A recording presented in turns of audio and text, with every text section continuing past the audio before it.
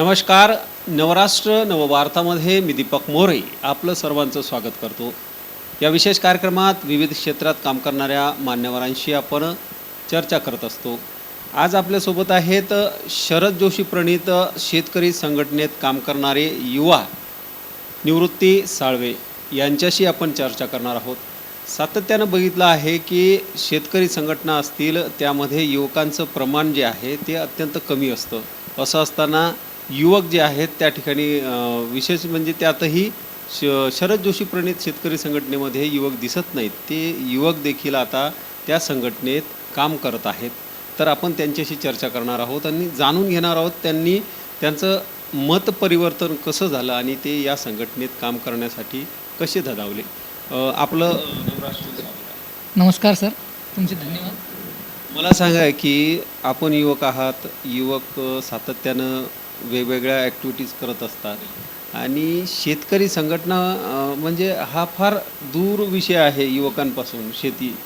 आणि आपल्यासारखे युवक या ठिकाणी शेतकरी संघटनेत तेही शरद जोशी प्रणीत शेतकरी संघटनेमध्ये आपण काम करतात. कशी काय ही प्रेरणा मिळाली आणि कसं काम सुरू आहे? बघा साहेब, मी 2012 साली पुण्यामध्ये फर्ग्युसन कॉलेजला मी ज्यावेळेस शिकण्यासाठी गेलो, तिथं ग्रॅज्युएशन करण्यासाठी गेलो, तर मी अर्थशास्त्रामध्ये माझं ग्रॅज्युएशन झालं.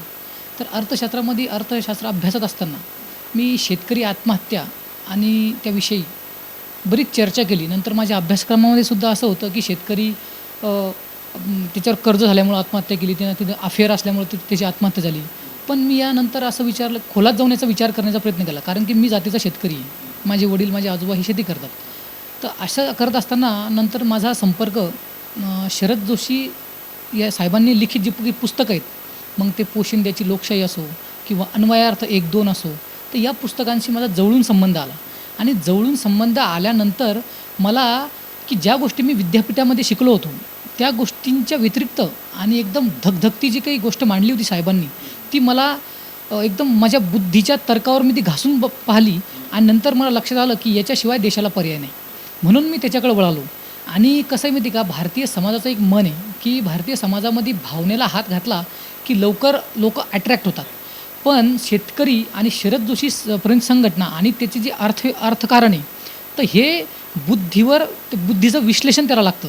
आणि हे जर का नसेल तर माणूस या चळवळीत जास्त काळ टिकत नाही. म्हणून मी या चळवळीकडं आकर्षला गेलो. आणि मुळातच शरद जोशीसुद्धा एक स्वातंत्र्यप्रिय माणूस होता. आणि मलासुद्धा असं वाटते की आपण कुठेतरी स्वातंत्र्याच्या कक्षा रुंदावण्यासाठी काम केलं गेलं पाहिजे. म्हणून मी या चळवळीचा एक भाग होणं मला आवश्यक वाटलं.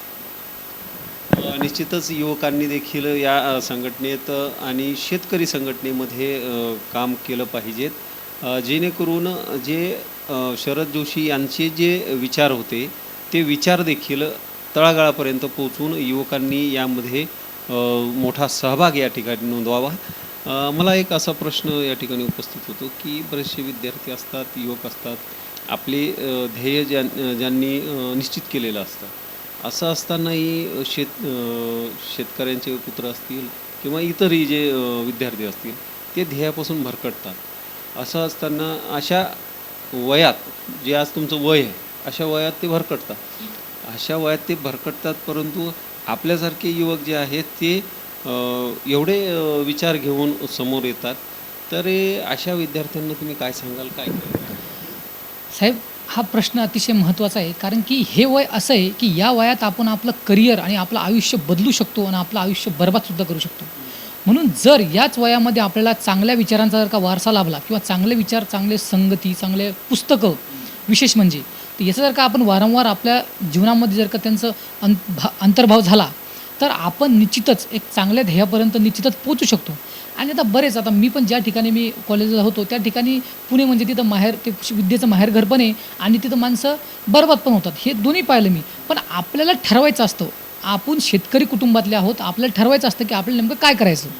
तर नोकरी करा, व्यवसाय करा आणि तुम्ही काहीही करा, परंतु की आपले जे आईवडील आहेत या आईवडिलांचा आपल्यावर नेमका किती त्यांचा आपल्यावर विश्वास आहे, तर त्या विश्वासाला तडा न जाऊ देता हे आपण मार्गक्रमण केलं पाहिजे. आणि दुसरी गोष्ट सांगायची म्हटलं तर ज्यावेळेस आपली शेती हा आपला मूळ व्यवसाय, तर तर शेती नेमकी या पारतंत्र्यातून बाहेर कशी येईल, त्याला स्वातंत्र्य कसे मिळेल, तर याचासुद्धा शेतकऱ्याच्या तरुण मुलांनी विचार करायला हवा.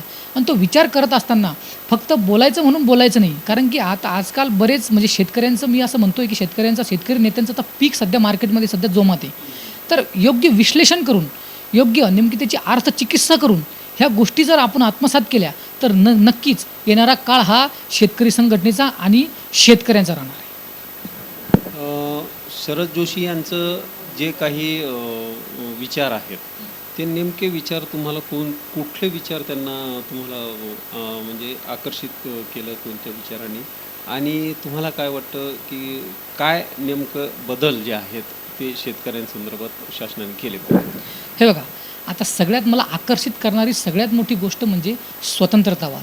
कारण की मी स्वातंत्र्याचा खूप मोठा उपभोक्ता आहे. माझ्या स्वातंत्र्यावर किंवा माझ्या व्यवसायावर कोणी जर का गदा आणलेली मला बिलकुल आवडणार नाही. आणि आता जर का मग ते 1952च्या सरकारापासून ज्या वेळेस शेती ही निर्माण झाली त्याच वेळेस त्याची लुटीची पद्धतसुद्धा निर्माण झाली. एका दाण्याचे 1000 दाणे करणारा शेतकरी हा ज्या दिवशी शेती निर्माण झाली त्या दिवशी ते लुटायला सुरुवात झाली. तर माझं एवढंच म्हणणं आहे की या जो शेती व्यवसाय इतर व्यवसायांना जे स्वातंत्र्य आहे ते शेती व्यवसायाला सुद्धा असलं पाहिजे. इतर व्यवसायांचे तंत्रज्ञानाचं स्वातंत्र्य आहे ते आम्हालासुद्धा असलं पाहिजे. आणि आम्ही भाव बिलकुल तुमच्याकडे हात पसरत नाही. आम्हाला अनुदान नको, सबसिडी नको, भाव नको. आम्हाला फक्त शेती क्षेत्रावर तुम्ही जे काही बंधनं लादली आहेत ते फक्त कमी करा, बस इतकंच म्हणणं आहे. आणि दुसरी गोष्ट म्हणजे काय माहिती का, की जे काही शेतकऱ्याच्या विरोधातील जे कायदे आहेत ते 3 कायदेत बघा शेतकऱ्यांच्या खूप म्हणजे त्यांनी बेड्या आखडलेल्या त्या पूर्ण म्हणजे शेतकरी त्याला जखडून टाकलेला आहे. तर ते 3 कायदे आहेत. ते एक जीवनावश्यक वस्तू कायदा, एक लँड सिलिंग कायदा आणि एक भूमी अधिग्रहण कायदा. आणि जे घटनेत पहिल्या घटनेदुरुस्तीनं 1951च्या घटनादुरुस्तीनं जे 9वं परिशिष्ट आहे की आम्हाला म्हणजे आम्ही या भारताचे नागरिक नाही का, की आम्हाला तुम्ही न्यायालयातसुद्धा जाण्याची बंदी केली. मग हे कुठेतरी बदल झाला पाहिजे आणि याच दिशेनं इथून पुढं शेतकरी संघटना ही काम करणार आहे. निश्चितच शेतकरी जे आहेत शेतकऱ्यांना या ठिकाणी आत्महत्या करावी लागते. अजूनही तो जो आत्महत्येचा आकडा आहे तो सातत्यानं वाढत आहे. असं असताना देशात बेरोजगारीचं प्रमाण देखील मोठ्या प्रमाणात वाढलेलं आहे. तर मग शेतकरी युवक जे आहेत ते शेतीच्या कामात काम करण्यात झदावत नाही. ते सातत्यानं नोकरी किंवा कुठला तरी व्यवसाय या दृष्टिकोनातूनच ते आपलं ध्येय धोरणं ठरवतात. पण शेतीत युवक काम करत नाही. काय सांगायचं? बघा, आता हा प्रश्न बघा की शेती सध्या आज भट्ट्याचा व्यवहार आहे, बरोबर आहे. तर शेतीकडे तरुण वळत नाही आहे का, कारण की शेतीमध्ये प्रचंड बेरोजगारी आपल्याला दिसते. म्हणजे काय की शेतीवर जेवढे माणसं काम करतात त्याच्यापेक्षा जास्त लोक काम करत आहेत. परंतु शेतीमध्ये काय माहिती का, की जोपर्यंत आता साहेबांनी चतुरंग शेती नावाचा आम्हाला पद्धत सांगितलेली की शेतीमध्ये की तुम्ही शेतीमध्येच रोजगार निर्माण करण्याची क्षमता फक्त शेती क्षेत्रामध्ये आहे. तुम्ही सुरुवातीला काय होतं की आपण काय म्हणत होतो की कनिष्ठ नोकरी म्हणत होतो, मध्यम व्यापार आणि उत्तम शेती म्हणत होतो. पण आता झालं काय माहिती का, उलटं झालं आहे सगळं.